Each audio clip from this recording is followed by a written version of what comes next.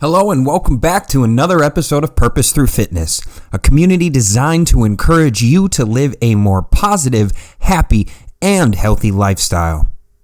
We are going to uncover secrets of the body, the mind, and the spirit to help put you in the best position possible to live a more purposeful life.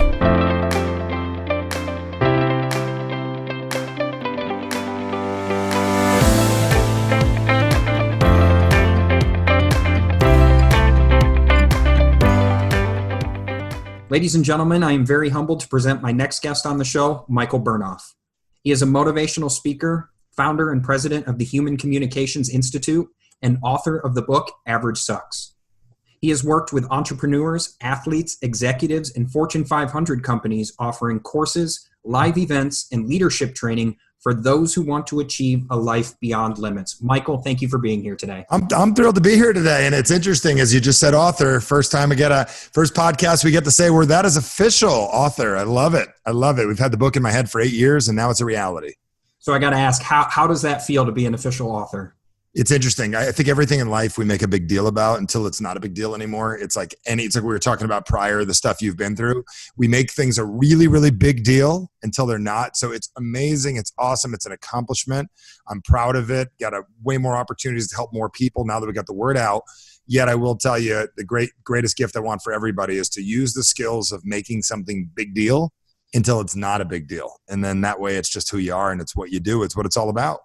I love that. So before we do get into all the questions here, I'd like to hear a little backstory on yourself. What got you into the team that you are? What got you to start your company? And a little more about yourself. Yeah, I'd love to dig deep. I mean, my story's fascinating. I mean, it's very basic and very simple. I grew up, I'm from Rockaway, New Jersey. I grew up a very, very middle-class kid, right down the middle. Somebody my whole life that's always wanted more, but never knew how to get it. My parents always said, work hard, be a good person. And I went into business for myself and I struggled like you wouldn't believe. I took the advice. What's funny is I look back now, I took advice from my mom's an educator, my dad's an engineer, never owned a business. And that was my advice, work hard and be a good person. And I literally fell into that born in the 70s, a kid of the 80s, that trap of just like everything was good in my life. It was good enough. I didn't really have any real problems. It wasn't Little House on the Prairie. I know that's you're probably young for Little House on the Prairie, but you might remember the show, right?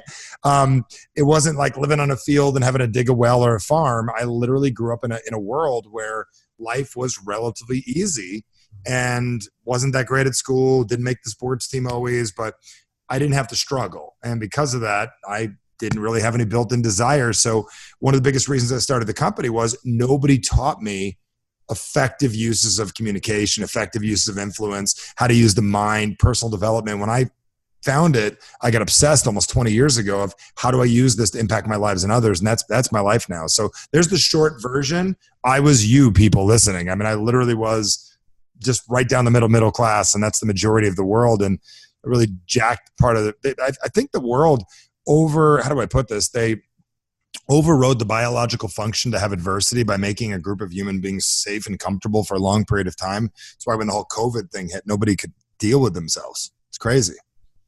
Boy, isn't that the truth? And one thing I really like about your story there is it seems you never hear about that middle group. You always hear about the kids who went through a lot of suffering, how they can get through it, or the kids that maybe were born into massive amounts of wealth and they use connections from their parents to do whatever it is that they do. And there's that whole section of middle America, middle income people who are like, well, my life hasn't been terrible. It hasn't been great. And I'm just coasting by. So I love that concept. Where do you think the tragedy lives? You learn new things every time you get on a show and you talk to people. Where do you think the tragedy lives? I mean, your story, the listener should know your story by now. You've been through a lot. It's very easy to take your story and go, God, if he could do it, what could I do? Whoa, look what he did, right? Horrible. I think there's more tragedy in the 80% of the world that never really did much with their lives than the 10% you hear about in the news or the problems. I'm not saying that one tragedy is worse than the other, but the most frightening thing in the world is about 80% of people just choose never to live their life because they don't have to. Yeah. That's death in itself.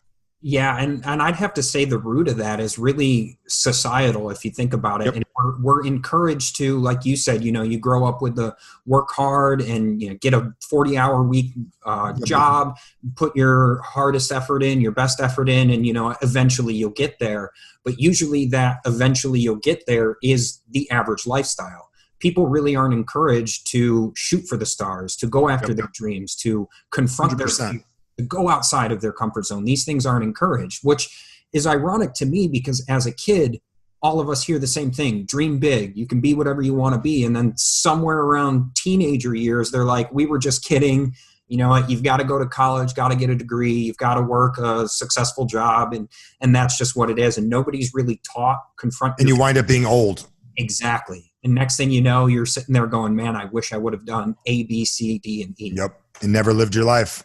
Yep. So the book Average Sucks, which I got to say, one of my favorite personal development books. I highly recommend it to everyone there. It looks like you read a lot. I'm looking behind you. I know some of those books. Yeah. It's impressive. You know what? I never considered myself a reader until I started on the right path. I always told myself I hated reading, but that was more in the confines of what high school told me to read. When they give you something, Beowulf and stuff like that, to read this, I never want to read it. But when I started picking up things that I personally enjoyed, that's when I was like, okay, this is very enjoyable. So the book Average Sucks, where did that concept originally start? Well, it's interesting. The first day I said the words average sucks, I was at my daughter's cheerleading, and she's a competitive cheerleader. Oh, Steelers. Yeah, my daughter loves it. She's a Steelers fan. Oh. So it's interesting. I'm a Giants fan, but we'll figure it out. So my daughters are cheerleading, competitive cheer. You understand it's hard work, push, go, do their thing. They practice forever. Parents spend $3,000 to go to Vegas for 3 minutes to watch this whole thing, and literally the music goes out in the middle of it. I'm thinking, okay, well, they'll let us start again. And my wife's like, they don't start again. They finish what they started. So they had to literally do the whole routine. I'm a guy. I'm not a dancer. I'm thinking, how the hell am I going to dance without music? They did flawlessly and perfectly. And when the judge announced 0 deductions, they got 100%. I'm like, oh my God, that's right. Average sucks, man. These kids are above average. And I said it. But then I realized later what that was. I thought it was being better than others. Then I didn't realize that we have trauma in our lives because we become very average people. And we don't realize that the issue in the world is that we have an average as human beings. So I've been in front of, I have a group that I'm a member of that, the average person in the room, their business does way over $1 million, and from $1 million to $1 billion. And I remember saying to the whole room, I said, do you know what all of your problems are? And they're like, well, what is it? What's this guy going to tell me, this psychology guy? And I said, every one of you, your challenge is your average. I waited till it sunk in. And this whole room of people, they looked at me like, you're average. What do you mean you're average? No, I didn't say you're average. I said your average is your problem, meaning that we all have a thing that we do automatically, which messes our lives up. That's how it all started. That's incredible. I've been on a mission, man, to, like you said, nobody hooks up the middle class guys. Nobody hooks us up. Everybody wants to talk tragedy. Everybody wants to talk about the rich people. Nobody realizes that 80% of the world is silently dying because they're doing well, and that's their problem. And it's that fair middle where, I've talked with people before where if they haven't gone through any like real suffering, they're afraid to say anything because they haven't gone through the suffering. They don't have a story. But to that same point, they've been not necessarily privileged, but like you said, had such an average, comfortable life that it's like, well, that's a whole segment that's just completely missing. So I think it's a great service that you're doing with this here. I want to get right into chapter 1, which is putting a label on your problem. Can you speak to the importance of that and why putting an actual label on the problem is so important? Yeah, the biggest reason we want to put a label on the problem is that the biggest issue is the problem is you're average. And that's why I said it earlier, is that most people don't understand that exists. So we live in a world right now where the average person wants to be like someone else. Kim Kardashian, I wanted to be, back in the day, you wanted to be Kobe Bryant. Does that make sense? Maybe not anymore, but you know what I'm saying? You want to be a skills though, right? You want to be LeBron. You want to be Mark Messier was my hero. I'm a Rangers fan as a kid. Or when you want to be Big Ben. Do you know what I'm saying? And we want to be someone else. And the whole world is looking to be someone else instead of learning how to be all of themselves. This is why I'm a big advocate of the 12-step programs. I do believe in step 13. I'll tell you about that later. That is accept the fact that you don't have to deal with this anymore and you've grown up as a person. It's something you used to deal with. And I believe that step 13 needs to be induced, and most people don't recognize. After you've been at it for 6 years, step 13 is my identity has changed. That's something I used to deal with. You accepted step 13, which I'm really proud of you. So you can keep that for yourself. But when I talk about your average, it's like, it's not my average compared to them. It's how much of me am I using?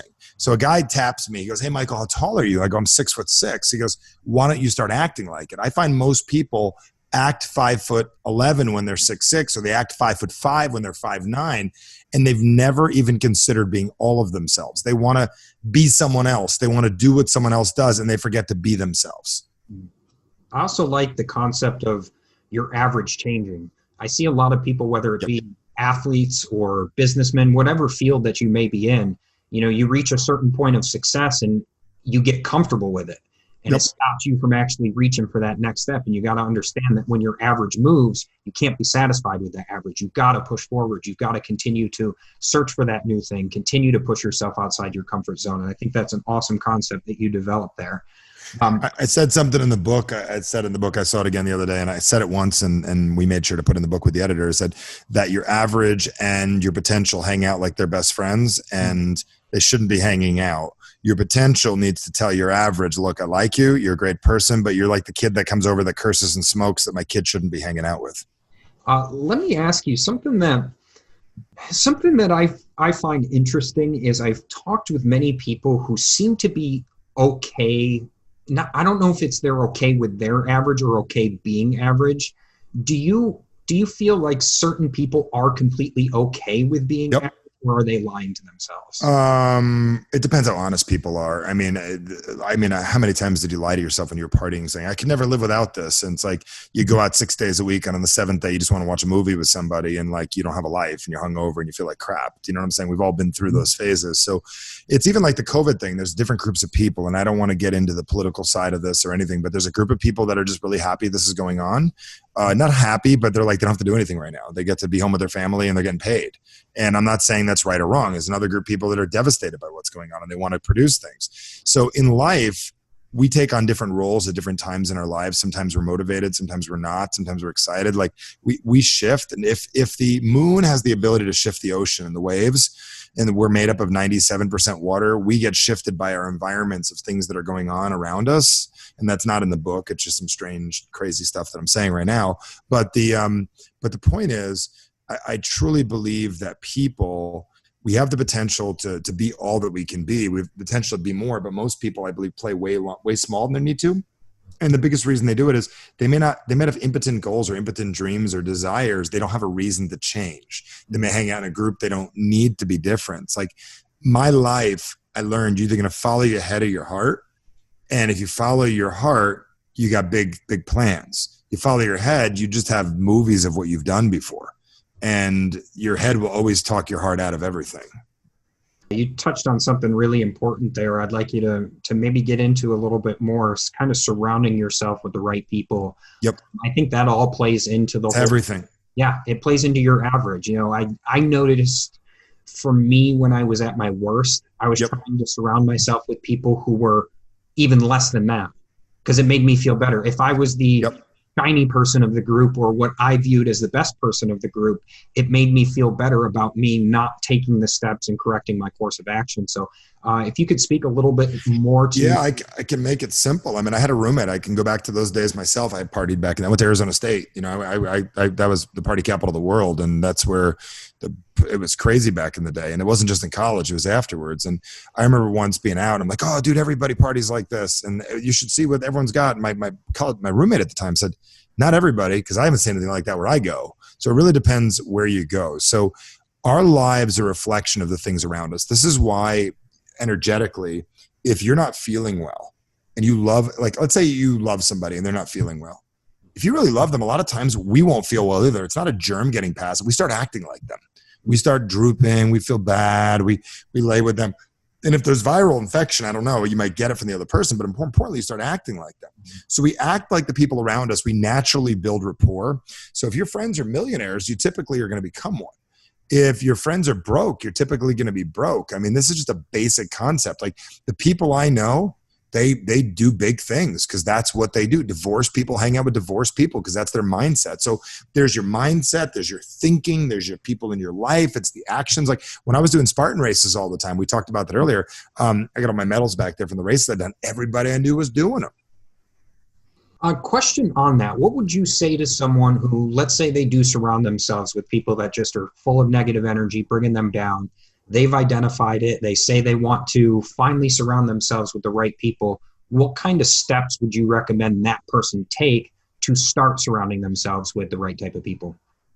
So one of the things that I would recommend you do is you got to take a look at your circle around you, and you got to look at the environment. And what I mean by the environment is you got to ask yourself a question, and you've got to say to yourself, who am I around? What am I doing? I use this little thing called, what do you call it? I guess I call it the karma circle. So I always say, like, you ever go to a good restaurant? Mm-hmm. Mm-hmm. So you go to a good restaurant, you get good service, you call over the manager. You have the manager come over and you let him know, I just want to tell you, you hired a really great person here. This person's awesome. You leave a great Yelp review if it was great. You don't lie if it wasn't. And you start creating this karmatic circle around you, and you start elevating and taking care of people that do really great things. Because if you want to be around great people, you've got to attract great people. You also have to have high standards for yourself. So when you see someone do something great, you take care of them. So with tipping, as one of the ways to do that as a human being, it stands for to ensure prompt service. Most people don't know that, the word tip. So one of the things I do, it's not in the book, is I literally take care of people that do the right thing, and then they take care of people that do the right thing. So I start building my own environment for myself. I've never heard of that before, but it's something that we do. That's quite powerful there. Like we go out the night before Christmas, and we do like the night before Christmas Eve. We know that gas station workers don't want to be working. We'll walk in and give out money. We go to Denny's. Single moms work at Denny's a lot of times. Also great people work there. But we'll give $100 tip underneath a cup of coffee and leave. And it's like, you made their day. You got them to believe in miracles again. Yeah, and to be honest, for everyone out there listening, this can even be boiled down to something a little simpler, I think. If you're at a grocery store or wherever you are, look at the person's name tag, just say, hey, Tiffany, I just want to say you're doing a great job, and I hope you're having a wonderful day. That small type of gesture can have a tremendous impact on not only them, but you as well. And they may make a choice later that day not to have that drink, or they may make that choice later that day not to watch that show. They may make the choice to hug somebody, love them. You never know. Yeah, 100%. So in the book here, you did elaborate on something in The Death of Adversity. I won't give away all the secrets of the book. You can do it, man. I'll have to write another one. Now that people like the book, I got to write another book. It took me 9 years to get this book out. I need to get paid for doing the audiobook here. So one thing I really like is that you addressed something that's actually been a bit of a pet peeve for mine for a little while, which is it takes so many days to develop a habit. And you talk about that being outdated science and how change can happen quickly. So I'd like you to go into that a little bit more on exactly what you mean by that. The old analogy that it takes 7 days to create a habit, 21 days to create a habit. It does take time to create habits, but habits can also be done immediately, meaning that in life, we deal with a little something called a peak emotional experience. And what that is any time in your life, something like you talk about drugs. If the first time you did drugs, it was awful. Like I'm talking awful. Like I'm talking horrendously awful, almost killed you, ruined every relationship you had in your life. It was the most awful thing and painful. Nobody ever do it. The problem is people enjoy it. So what a peak emotional experience is anything that happens in your body that is outside the norm, extremely great or extremely bad. You walk down the street, you get punched, you get beat up, you get raped, you get abused. Peak emotional experience. You win the lottery, you can make $1 million, you have a great sexual experience. Peak emotional experience. Roller coaster, peak emotional experience. Disney creates peak emotional experiences. So you have these peak emotional experiences in your life. When you have those, they immediately change your nervous system, and your brain says, this is important. We need to do this again. And what happens is it gets you to remember it. So one of the things I teach in the book is marketing to yourself. That's going to be the name of my next book, How to Market to Yourself, which is I think it's genius, right? Like we market ourselves as an alcoholic, or we market to ourselves as a sober, healthy person. You market to yourself as a Spartan, right? So I'm working on that as well. So the one thing I was going to tell you is that recency, frequency, and duration control your average. And what that means is how often do you do it? When's the last time you did it? For how long? And what was the intensity? And that's how you market to somebody to take on a new idea. But that's also the ability for you to, it's also the genius ability to get yourself to take on a new habit. Does that help that concept? I don't know if I covered that directly in the book that way, but I know I cover that other speaking engagements. No, yeah, that's perfect. I like the analogy that you use about going to the gym and hating going. I think that was a pretty tremendous metaphor there for people to understand that, even if you don't like going to the gym, if you can go consistently, even for just a short period, it eventually becomes a habit. And even though you don't like it, you actually get into the habit of doing it, and you can continuously to do that. So you won't have to force yourself to go. It almost becomes like an automatic event in your life. So I think that's great. So the average assessment that you have in your book here. Yep. I was taking a look at that, and I like how it's laid out, and I like how you approach. What do you like about it? So I like how you break down in here, because again, with physical health, a lot of people, if you're going to say, what do you rate your physical health? They're going to say, okay, well, I work out this much, and I maybe that's almost everybody answers everything. Yeah, exactly. And this actually lays out, and one thing I'm very passionate within physical health myself is it's not just what you're doing for exercise. It's not just what you're doing for eating. This also involves your sleep environment as well. What kind of stresses are you dealing with? What's your living environment like? All of that stuff is actually incorporated in physical health. What would you recommend as the biggest things for someone to keep in mind when doing the average assessment? I think the biggest thing most people need to do, and I think it's a challenge.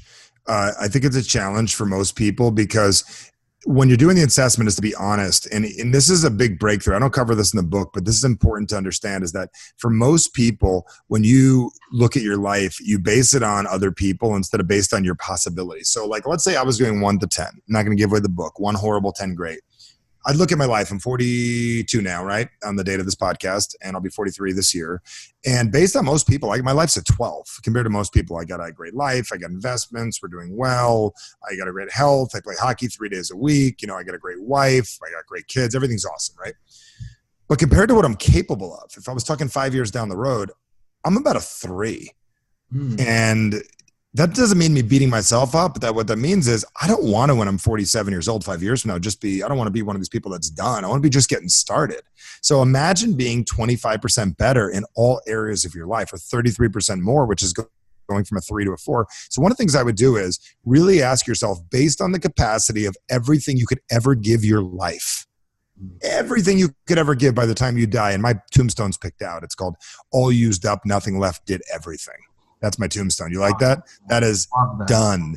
That is my absolute thing that I say all the time, because nobody wants a tombstone that says like Michael Bernoff, dad, father, mother, kid, aunt, uncle, brother, and had a dog. It's like all used up, nothing left, did freaking everything. Here, you can have your body back. That's a beautiful concept. I might be stealing that from you, because that's great. Take it. Give me credit the first couple times. I promise I will. Hey, so how often do you personally, and how often would you recommend somebody evaluates their average? There's no set amount of time. The first question you've got to ask yourself is your life where you want it to be? You know how I keep on saying that in the book, like, are you where you want to be? And if you're not where you want to be, we got to figure out how to get you there. Do you know what I'm saying? So the big question you've got to ask yourself is, the second you accept you're not where you want to be, that's when the magic starts to happen. So as soon as you're like, I'm not where I want to be, then you need to assess. But if you're doing okay right now, you probably should look in the mirror and go, am I where I want to be? Because that's where your pain comes from. Not asking the question, am I where I want to be? I like that. What would you say to someone, a lot of the people I deal with personally, they're stuck in that situation where it seems right now on the surface they're very successful, they have everything, but they're starting to understand that their purpose is not aligning with what they're currently doing. What kind of advice would you offer that person who, again, on the surface might appear to have everything they want, but when they go home, they're saying that I'm not happy, I'm miserable, this is not what I should be doing, what I'm meant to be doing? Yeah, so there's a difference between complaining and really meaning it, right? So how many times did you want to change when you wanted to get sober, but you didn't do it? How many times did that happen? How many millions of times? I don't know if I could count that high. Okay. So do you understand what I mean by the difference between wanting to and thinking about it? Absolutely. So when a human being says to themselves, they say to themselves, I'm wanting to change, and they really mean it, I guess the real question is, the first thing they really need to do is then figure out what they want. Because if you're not where you want to be, the next question is, what do I want? Then what happens is instant insecurity shows up, because you have to admit that the big battle we have in life is the difference between what we want, how we live, and our current identity, because that's the death that's going to happen. Your current you dies. And when your current you dies, that's the pain.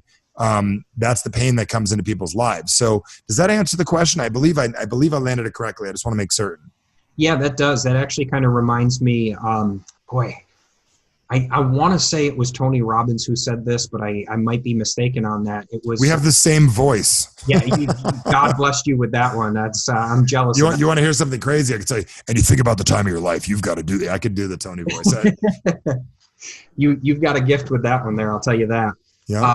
But there's one thing that I'm pretty sure it was Tony who said this. It was, somebody having that aha moment, and they're like, it took me 10 years to finally make this decision. And he said, yep. It didn't take you 10 years. It took a brief moment in time. It just took you 10 years to work up the courage to 10 years to make that 1 second decision. Exactly. I think that is Tony. We'll give Tony credit for that. I think that's in Personal Power. Yeah. And I think it's spot on, really, because the decision itself, and I always draw corny comparisons, but like the Nike company, just do it. My brother, who's been an inspiration to me for a lot of my life, that was always his motto. You try and break it down, it seems everybody's looking for the perfect blueprint. Okay, what's step 1? What's step 2? What's step 3? Just do it. You want to quit something? Just do it. You've got to take the action. Yeah, but the funny thing is you can't just do it. And here's why.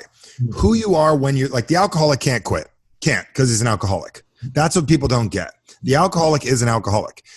What the alcoholic can do is stop being an alcoholic and be sober. The problem is the fat person's fat. They're fat. They can't be skinny because they're fat. The liar can't not lie. So you are what you're programmed to do at that moment until you're not. So this is a really good way to put it, is you are what you are until you're not. And that's what Tony said. Like, you bitch, complain. Like, okay, so watch this. This book, Average Sucks, right here. This book. This is the hard copy, right? Average Sucks. I've been wanting to write this for 10 years, okay? A book. A 9-year-old boy tried to write that book, meaning wasn't 9 years old, is a boy that wanted to overcome his insecurities, his ADD, do it myself, push everyone away. I can't help anybody. I can help anybody, but I'm not going to take any help. That guy tried to write the book. What happened was I turned 42 years old and I said to myself, wait a second, or 41, I'm confused. I'm not that guy anymore. I'm a guy that's worked with hundreds of thousands of people all over the world, spoke for over 1 million people. I'm happily married. I got 2 great kids. I got investment properties. I got everything. How does that guy write the book? And 4 days later, the book was done. Most people don't realize that. Now, there was processes after that with the book, but I'm saying everything got out of me, right? There are a time in our lives where we have to accept that we are not who we used to be. We can be who we want to be. Right. And that's what I think most people miss. Is like this whole COVID thing hit. Everyone's like, oh my God, I got to start over again, especially business owners. And they always start at the beginning. It's like working out. Everyone starts at the beginning. It's like, you don't have to start at the beginning. You can start as a person your age. Like with you, how often do you look at yourself? You said you're 33, right? How do you look at yourself as a 33-year-old? How long have you been sober? I'm going almost 6 years now. What does a 33-year-old person that got sober for 6 years, that's done what most people can't do, that runs a podcast, that inspires people all over the world, that does hardcore obstacle races, what can that guy do? And then the answer is like, oh my God, that guy can do anything. We don't see ourselves as our capability. We see ourselves as our average, and our average is weak. That's beautifully put right there. And that's something I want people to really focus on is, again, identifying your average. You've got to put a label on it, and there's no dancing around it. If you're overweight, you can't sit there and say, well, I do okay here. No. Call yourself. What's the average thing you eat? Yes. What's the average amount of times you work out? Well, my average thing I eat is shit. Then you get shit. Exactly. And if you don't put that direct label on it, if you dance around it in any way, you're never going to be able to make the changes to change yourself for a positive. There you go. All right, so to get into a little more of the fitness aspect here. Let's do it. You tell me, I know you're a big hockey player. Yep. The introduction to your book is what really brought me in from the get-go. That's why I couldn't put the book down as soon as Nice. you did the Did introduction. you relate to the story not making the team? Big time, 100% big time. And I love that because, I was planning on when I originally started, I was like, okay, I've got a couple weeks before the interview. I'll read a little bit here and there. I read that introduction. The book was done in about a day and a half. It was that good. So. That's why we made it. We made it so people could finish it in a couple hours. I have ADD, like most people, a dynamic disorder. I don't want to call it what other people call it. And I wanted to write a book that anybody can read quickly and get impact in their life. And I wanted to make it like I was sitting next to you at your house doing the book or laying down next to you. I don't want to lay down next to you, but you know what I mean? You get the concept. And truthfully, that's the feeling you do get from reading the book. It's very simple, but it's powerful at the same time. And it gives you that sense of comfort that, again, like you said, you come from the average lifestyle. There's a lot of people who are going to read that are going to say, I can relate to this. And that's, to me, what the most important part and most important aspect of the book is. Yes. So, with fitness, again, we know you're a hockey player there. Explain to me a little bit more what type of role fitness has played, not just in general physical health, but in everything that you're currently doing. I mean, it's everything in my life. I mean, bottom line is, and this is funny, this is where you guys got to listen carefully what I'm going to say. I don't work out. I don't like to work out. I think working out, it doesn't work for me. The reason I say that is workout in my brain is a reference point to something I did when I was a kid with my team, impress women, work out, go to the gym, blah. All the people working out works for them. What I like to do is train. Now, the reason is the word workout is like trying to quit drinking. I tried. Dude, working out sucks, dude. I don't like working out. It's too hard. I don't like the word work. I train. So I train my body to be effective.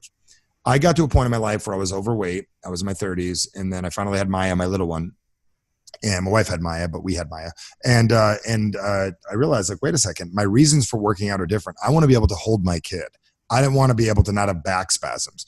I want to be able to be energized. So my thing is, I need energy to get my message out to the world. And the only way that I'm going to be able to do that is that I have to have the ability to shift. Does that make sense? And that's the thing, is I need the energy to be able to do that. Do you get the concept? Oh, 100%. I like so it plays a big role in my life, and it's a big role of just keeping myself energized. Now, granted, I'm not a guy that spends an hour in the gym. I play hockey 3 days a week. I eat very well. Okay. So I've been a vegetarian for 17 years. That's my diet. I don't recommend to anybody else. I drink a lot of water.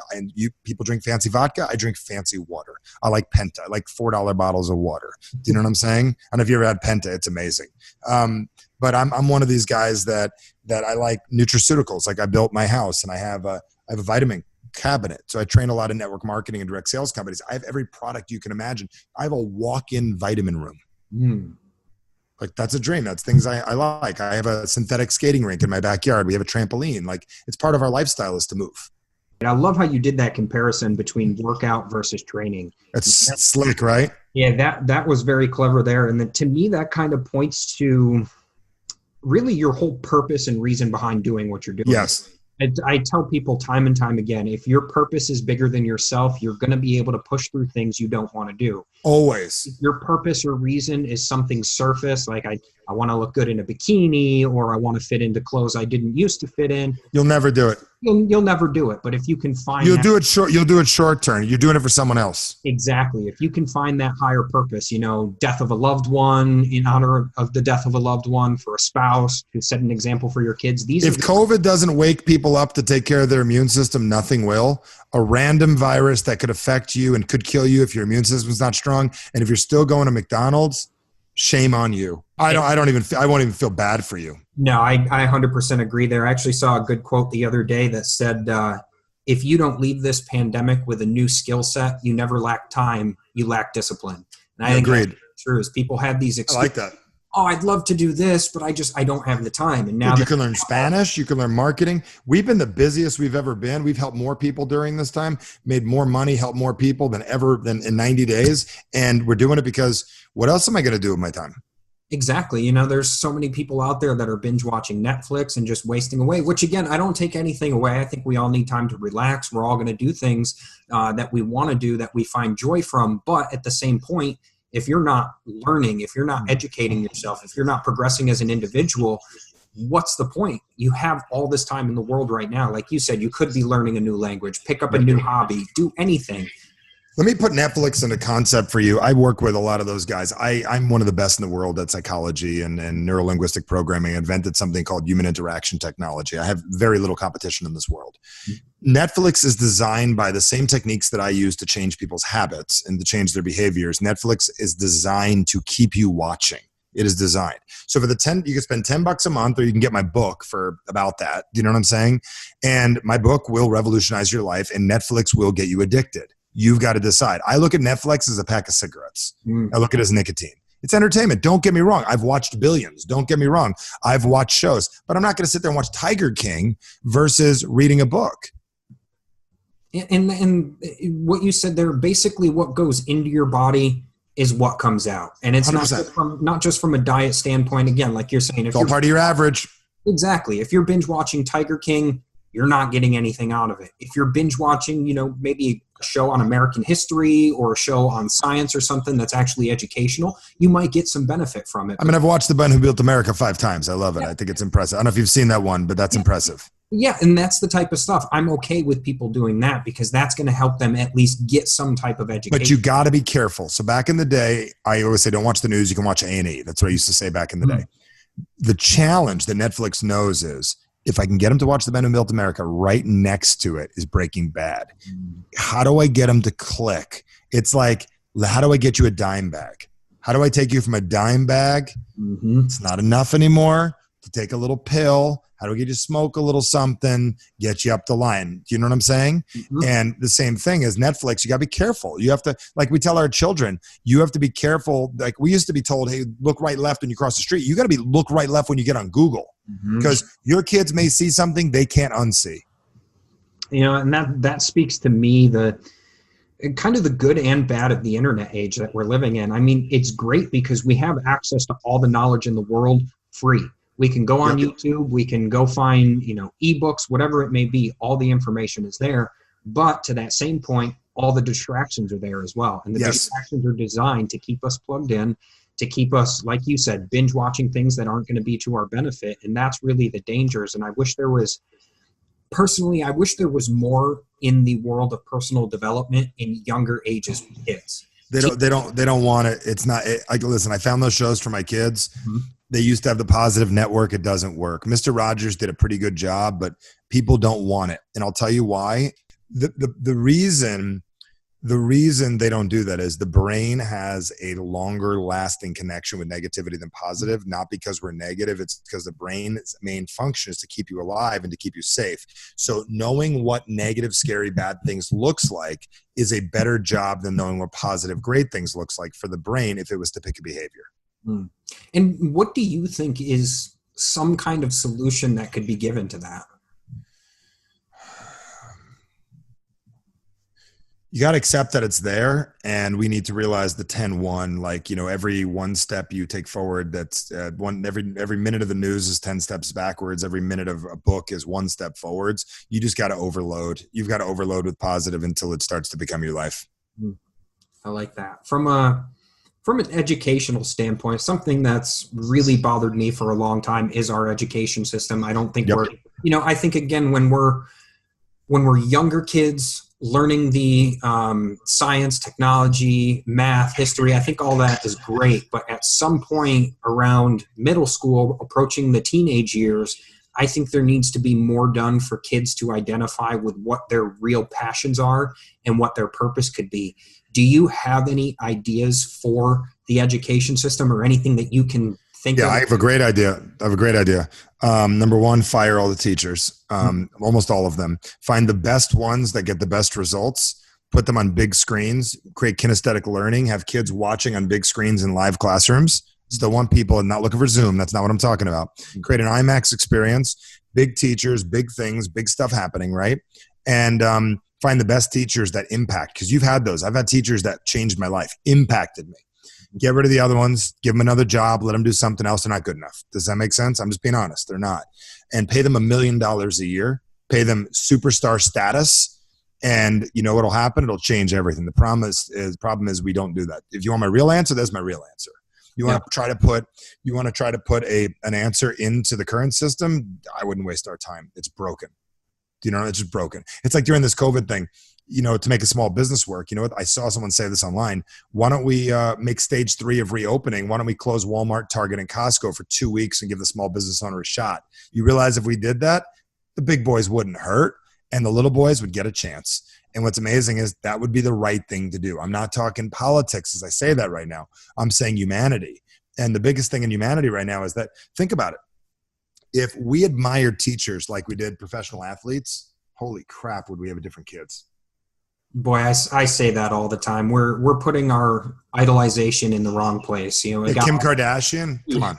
Exactly. All these athletes. And shame on her. She's got so much power, uses it for stupidity. Yeah. And it really baffles me when you get to the whole Hollywood elite. And again, not to get into any kind of politics or anything, but take athletes for an example, the ones that advertise for McDonald's or for soda and stuff. And I'm just like, you're pushing something that's unhealthy for people. Yep. And yet here you are, the pinnacle of physical fitness. You're using all your power too, negatively. Exactly. And it absolutely baffles me. And I wish more people would take heed with people who are in science, technology, math, people who are teachers, people who are doctors, people in the fields that are actually really important. That's where we're putting our importance. And I like what you said about the not necessarily getting rid of all teachers. I'm sure I'll get some flack for that from some of my close friends who are teachers, but putting more of an Let me ask you a question. Should they keep on teaching if they're doing an average job, or they should need to step up their game? No, absolutely not. And that's where I agree. If your friends are great teachers, they keep their jobs. If they're not great, they need to go. Yeah. And it's like everything in life. We live in this world with 19 place ribbons. And if I lose friends over this, grow up.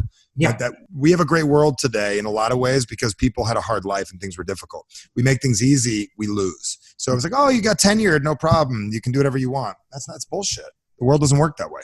Yeah, and it's set up an environment for exactly what you hate, which is being average. And there's just, it's unfortunate because... And you're around my kid for 8 hours a day. I don't want you near my kid. Exactly. And what you said a little while ago was very important, which is one teacher can make or break your entire future within that subject. If you have a really, really good math teacher, you might be open to taking some kind of math field or having that be something that you're passionate about. If it's a really bad math teacher, you're going to hate looking at numbers the rest of your life. That's just one teacher can really do that to a kid. I have a couple personal experiences with that. I think a lot of people do, where that one teacher, good or bad, can either make or break peak emotional experience, especially at a young age.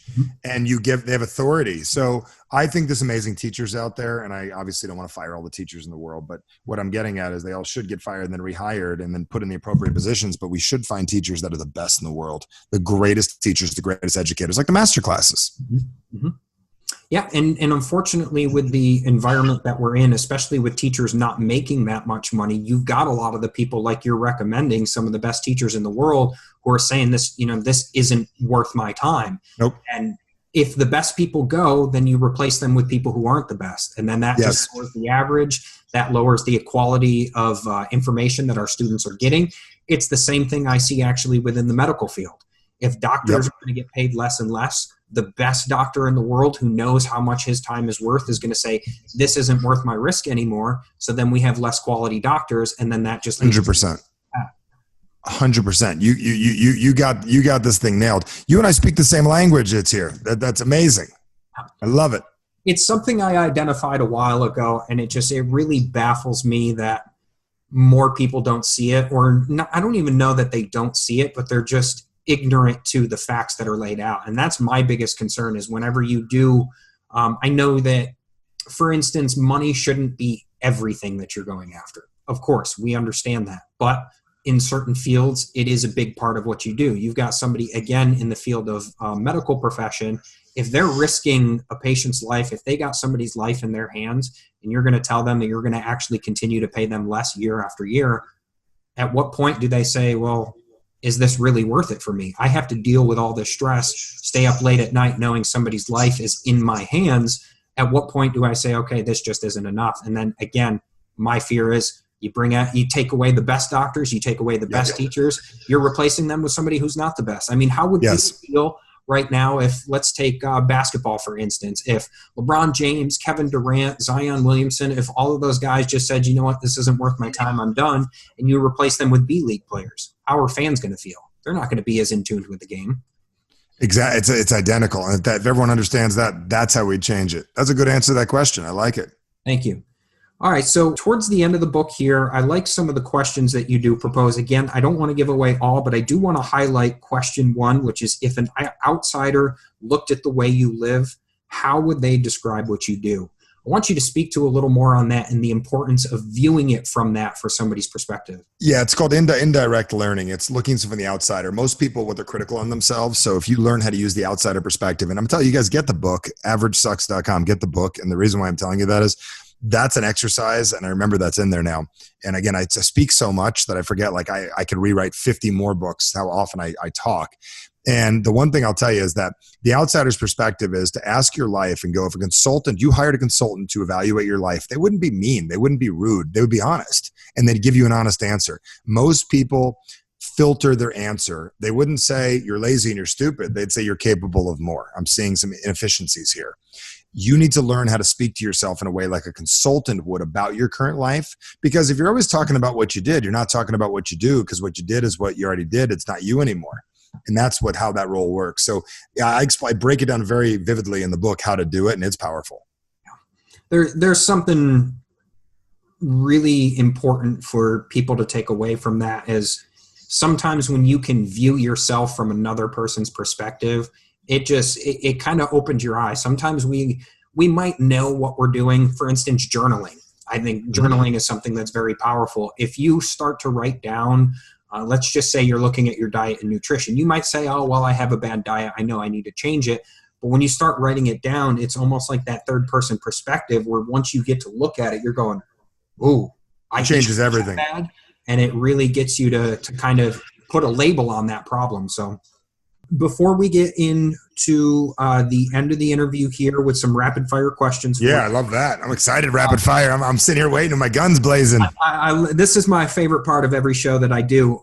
Before we get there, go ahead and let my listeners know, where can they find you? Are you on social media? And go ahead. You can find me anywhere, Michael Bernoff. You got to figure out how to spell it, but it's Bernoff. Get the book Average Sucks. Go to averagesucks.com. We're giving away some incredible bonuses with the book. I mean, I'm giving away $800 in audios, whether you buy the Kindle for nothing or the hardback for nothing, basically. It's gorgeous book too, the hardback. So averagesucks.com. And then if any of you are real serious about it, we've been, during COVID, we decided, hey, every podcast we get on, so as long as we're offering it, go to calltoactiontime.com. You get a chance to work with me for free, live in a group setting. Calltoactiontime.com. Check it out. 5 days with me, kick your butt, hold your hand. It's a $600 program. My gift, and I'm in a position that I can afford to do that. So if you're here and you're like, I want to level up my life, but we're in triage mode. So if you're somebody that's like, hey, maybe, don't do it. Please don't take a spot from somebody who could use help. That's what I always ask. I'm not going to beg you to do anything. So only so many chairs. Please come if you're serious. Love that. And again, to all my listeners out there, you know me, I love personal development. I've been reading these books for years and years now. Average Sucks is one of the best personal development books I've ever read. It's a very unique take on the personal development field, and I think you're going to get a lot out of it. So, Michael, I appreciate you being here. We're going to go ahead and these rapid fire questions. Again, let's do it. They could be they're going to be random topics here. It's either going to be a this or that question, or for you to give a 2 or 3 word response on whatever I ask. Okay. Go. I love it. I'm excited. I feel like I'm in a video game. Go. Beautiful. What's your biggest strength? My communication, my influence. Biggest weakness? Saying yes. You an early bird or a night owl? I'm a night owl. What's the one thing you're most afraid of? Not playing big enough. Favorite place you've ever been? I love Cabo San Lucas. Climb a mountain or jump from a plane? Climb a mountain. If you were to pick a celebrity to play you in a movie, who would it be? Oh, Liam Neeson. Good choice. Taken. Schindler's List. He could pull off your voice, so that works. Yeah. Play sports or watch sports? Play. What's one item on your bucket list? I guess I need a new one. I keep on conquering them all. One item on my bucket list. I don't have a bucket list. I'm going to do it all. And I'm not copping out. I really don't. Everything I'm set up to do. I mean, I'm at Oprah this year. Marc Messier, my hero, sat next to him at a game. I played hockey in Lake Placid with the 1980s Olympic team. I've done so many things in my life. I've been to Fiji. I've been to Brazil. I've done a lot of stuff. I know Tony. Do you know what I'm saying? I've been around it. So I'm not saying I've done everything, but maybe I need a new bucket list. There you go. Oh, that could be your bucket. But I don't really need one because I'm going to do it all. That, you know, I love that mentality. And some people are going to look at that as maybe like an arrogance thing. And no, I think that's extremely I don't care. for development. Exactly. You worry about me being arrogant. While you're worried about being arrogant, I'm going to go do the things I want with my life. Oh, amen to that one, brother. Okay, last one here. If you could, in 5 words or less, if you could go back to your 18-year-old self and say 5 words only, what would they be? You're better than you think you are. Love that. Awesome. Michael, I really appreciate this. Is great. Being on my show. This has been one of the best interviews I've ever done. I appreciate it. You're a great person. I really love what you're doing. Again, everyone, make sure you do go follow him, Michael Bernoff, Bernoff. Make sure you go to averagesucks.com, get the book, and join up calltoactiontime.com if you want some real value. I'm actually going to be joining it myself. So again, Michael, thank you so much. You got it, man. It's been great. It's been an honor to be on. Thank you so much for everybody that tuned in today. As y'all know, I do love to leave my interviews and my shows with a Bible verse that I think is applicable to today's lesson. And with Michael's approach to Average Sucks, I think a beautiful verse for this goes to Romans chapter 12, verse 2, which says, "Do not conform to the pattern of this world, but be transformed by the renewing of your mind. Then you will be able to test and approve what God's will is, his good, pleasing, and perfect will." I believe this is a direct relation to today's lesson in do not settle for your average. Do not settle for just coasting by. Give everything you have to your life. You only have one life, one body. You must give everything you have to it. I hope you keep this in mind as you think about a new hobby you may want to start up or a new skill you may want to learn. Give it everything you have. Don't worry about others' judgments. Don't worry about what others may think of you. Give it everything you have and pursue it with 100% purpose. Many blessings to each and every one of you. I hope you have a beautiful week ahead of you, and we'll see you all next week.